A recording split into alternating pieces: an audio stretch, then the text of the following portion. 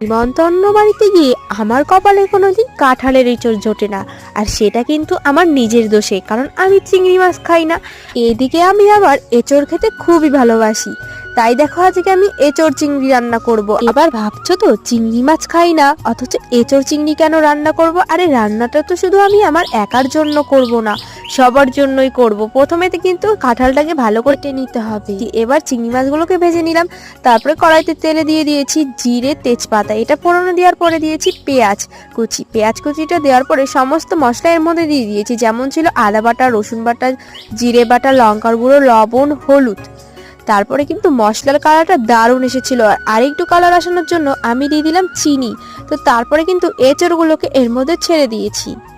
এবার কিন্তু ভালো করে কষিয়ে নিতে হবে। তো কষানোর পরে এর মধ্যে জল দিয়ে দিয়েছি। চিংড়ি মাছের স্বাদটা আসার জন্য এর মধ্যে চিংড়ি বাটা দিয়েছি। সবশেষে কিন্তু গরম মশলা দিয়ে নামিয়ে নিয়েছি।